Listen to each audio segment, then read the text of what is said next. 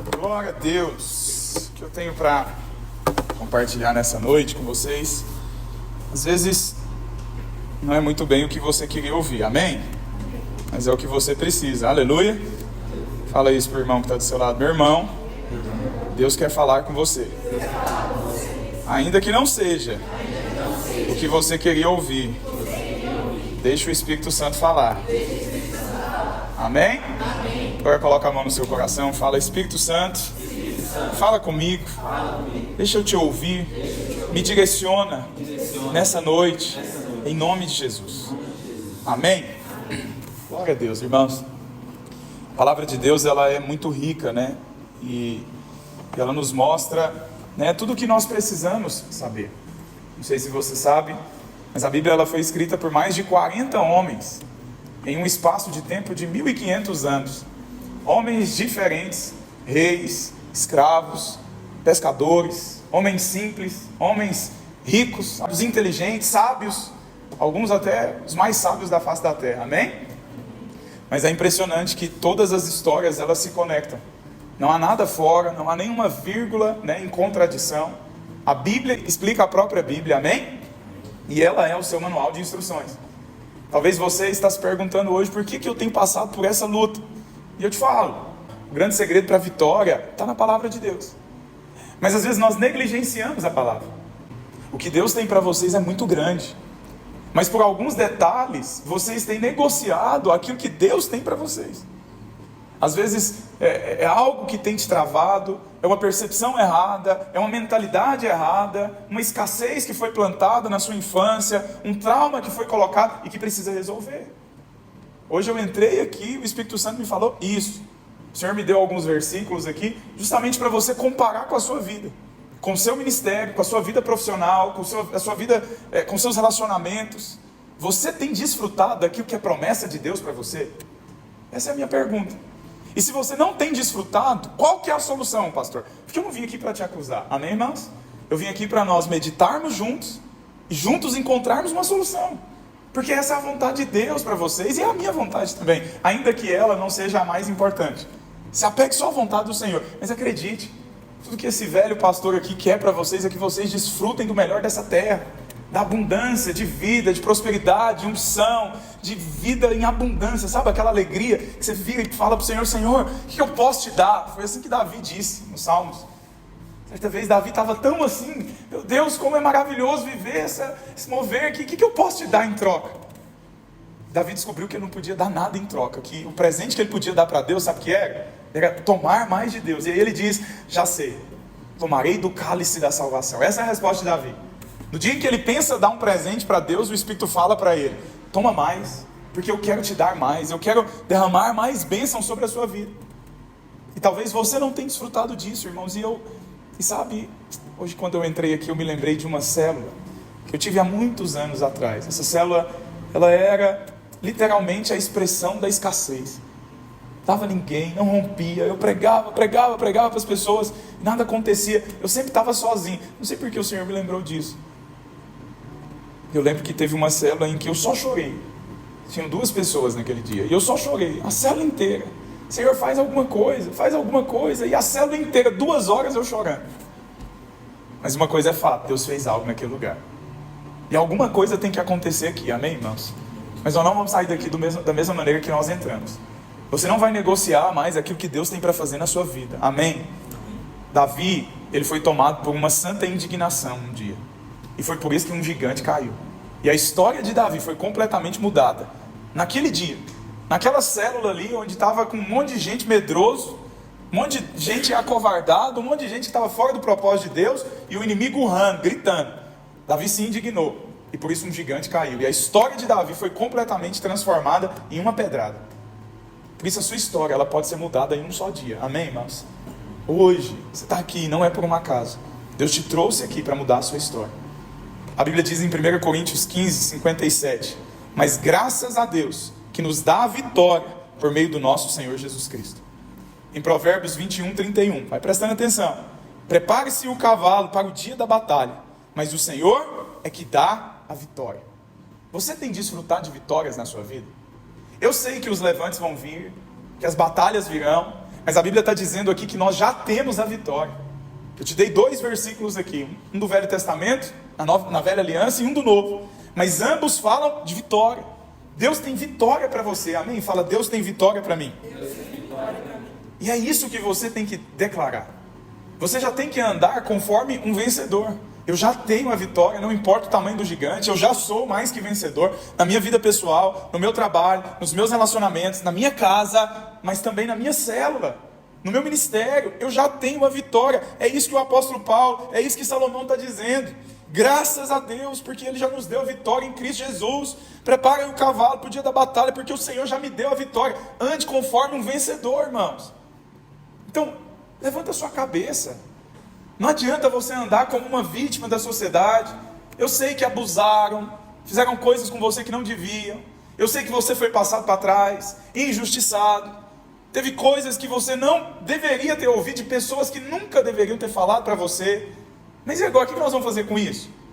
Vamos nos apegar ao amor de Deus. Ele nos dá a vitória. Nós podemos dar a volta por cima. Vamos fazer a coisa acontecer. Vamos sacudir essa terra. Mas nós vamos ver a vitória do Senhor sobre as nossas vidas. Amém, irmãos? Essa é a verdade. Ah, pastor, mas parece que todas as coisas estão contra mim. Nesse dia também tem um versículo para você. Romanos 8, a Bíblia diz: mas em todas as coisas somos mais que vencedores por meio daquele que nos amou. Esse é o versículo 37. Mas no versículo 28 diz que todas as coisas cooperam para o bem daqueles que amam a Deus. 2 versículos no mesmo capítulo. Um está dizendo que você já é mais que vencedor, porque Ele te amou. Mas no outro está dizendo que tudo coopera para o seu bem, para aqueles que amam a Deus. Então começa a declarar isso, irmãos. Você está vendo as coisas se movendo, seja negativo ou positivo, já declara: tudo coopera para o meu favor, tudo coopera para a minha vida, eu sou mais que vencedor. Se está acontecendo isso é porque Deus está me livrando de algo pior ali na frente. Tudo coopera porque eu amo a Deus, e a minha vida ela está no lugar certo, na hora certa, no momento certo, com as pessoas certas. Vai declarando que tudo coopera para o seu bem, amém? Mas se diante da derrota, da luta, do Golias, você simplesmente abaixa a cabeça e fala: eu sou mais um pequenininho, quem sou eu diante desse gigante? Nada vai acontecer, irmãos. Declare a vitória. Ah, pastor, são muitos os inimigos, inclusive na minha casa. Eu sei que são, mas a Bíblia também diz, Deuteronômio 20, versículo 4, a Bíblia diz: pois o Senhor, o seu Deus, é quem os acompanha e lutará por vocês contra os seus inimigos para lhes dar a vitória. Irmão, você tem o próprio Senhor no seu time. Como você pode andar como um derrotado? O jogo já tem um final, você não precisa sofrer não. Por mais que as coisas estão desandando, se você tivesse convicção da vitória, tem como você sofrer torcendo para esse time? Não tem. Eu sou flamenguista. Essa semana foi difícil, foi complicado. Ganhando de 2-1 em casa, vai lá para o outro lado do mundo, chega lá, toma um gol, toma o segundo, foi anulado. Que luta. Mas por que dá luta? Porque eu não sei se a vitória ia vir ou não. Fica aflito mesmo, fica doido. Mas se você soubesse o resultado final desse jogo, você andaria no descanso. Deus, Ele já venceu os seus inimigos, irmãos. Agora basta você declarar a vitória. Decreta a vitória. Mas não foi só o jogo do Flamengo que foi difícil essa semana, não. Essa semana minha filha escorregou numa poça d'água, bateu a cabeça, desmaiou, ficou desacordada 1 minuto. Voltou e ela não lembrava nem o nome dela. Perguntei para ela: minha filha, você lembra de mim? Ela não lembrava do próprio pai. Mas sabe que naquela hora, mesmo diante daquela turbulência, tempestade, eu me apeguei à vitória que já me é decretada. Não aceito isso, não vai ficar nenhuma sequela. Minha filha vai voltar completamente. Minha filha, você sabe o que é fechar os olhinhos? Fecha os olhos, nós vamos orar. Pus as mãos sobre a cabeça e declarei: Senhor, declara a cura agora, completamente curada. Restaura a memória, restaura todas as coisas em nome de Jesus. A Emanuela é escolhida, ela é vitoriosa. Declaramos ali, irmãos, no banheiro da minha casa. Cheguei, minha esposa desesperada, porque eu nem estava em casa quando tudo aconteceu. Cheguei 4 minutos depois. Mas sabe, quando eu terminei de orar, ela já lembrava quem ela era, quem era o papai, quem era a mamãe. Todas as coisas voltaram para o normal. Fomos para o médico, fizemos todos os exames, que você imaginar na cabeça, nenhuma sequela pela graça de Deus. Está lá, pulando, se alegrando. Amém, irmãos? Amém. Mas você não pode declarar a derrota diante da luta. Declara a vitória. Toma posse da vitória. Eu sei, irmãos, esse mundo te odeia. Mas não seja um cooperador do inimigo. A Bíblia diz No Salmo 60, versículo 12, com Deus conquistaremos a vitória, e Ele pisoteará os nossos adversários. O Senhor, Ele quer pisar nesses inimigos que tem levantado contra você. Você é escolhido, você é amado, irmãos, mas coopera com Deus. Diante da turbulência, sabe, levanta a sua voz, vai orar no seu quarto, declara a vitória, nenhum inimigo vai me vencer em nome de Jesus, amém? A Bíblia diz que nós devemos ser fortes e corajosos. Meu terceiro filho fez 6 meses, essa semana também. Eita, semana que aconteceu muita coisa, né? E ele chama Josué. E Josué, capítulo 1, versículo 9, foi esse o versículo que nós nos apegamos quando descobrimos que minha esposa estava grávida. É que não fui eu que lhe ordenei. Seja forte e corajoso. Fala para o irmão que está do seu lado. Seja forte e corajoso. Continua, vai falando para ele. Não se apavore, nem se desanime, pois o Senhor, o seu Deus, estará com você por onde você andar. Amém? Irmãos, olha esse versículo. Não, sério, imagina você acordar todos os dias declarando esse versículo. Irmão, sua semana vai mudar. Acredite, sua vida vai mudar.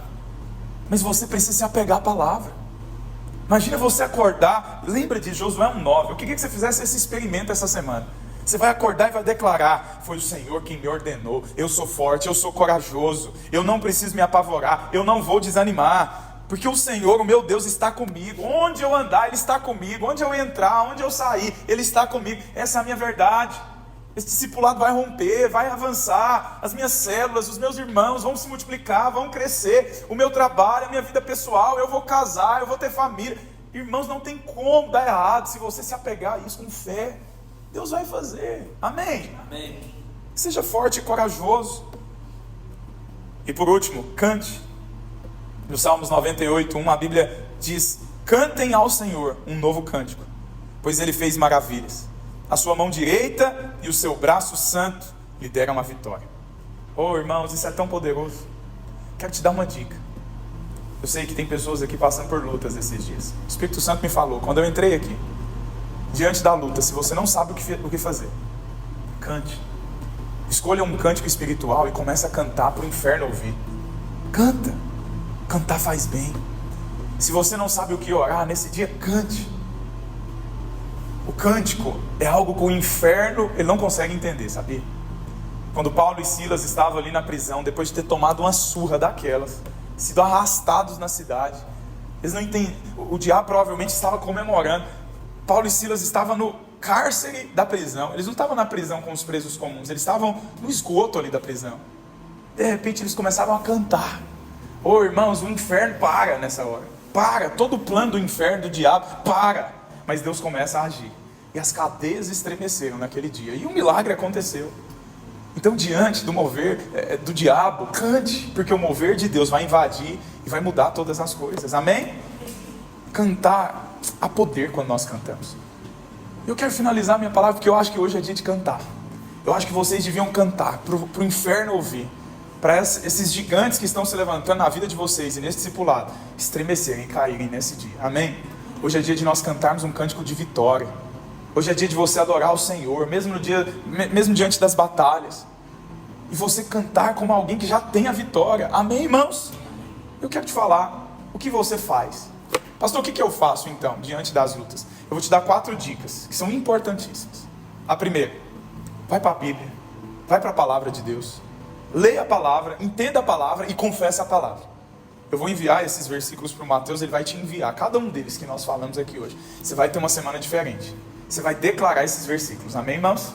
Começa o seu dia declarando. 5 minutinhos ali, 10 minutinhos, você vai ler um por um, tomar posse, e você vai ver que o inimigo ele vai partir em retirada. Mas a realidade da sua vida, desse discipulado, vai mudar, em nome de Jesus, amém, irmãos? Segundo, ouça a voz do Espírito.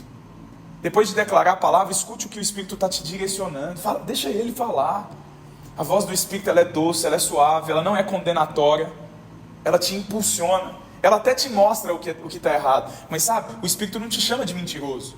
Ele te fala, a mentira não tem a ver com você. Ele afirma a sua identidade e te mostra que esse pecado não tem a ver com você. Mas ele nunca vai te condenar.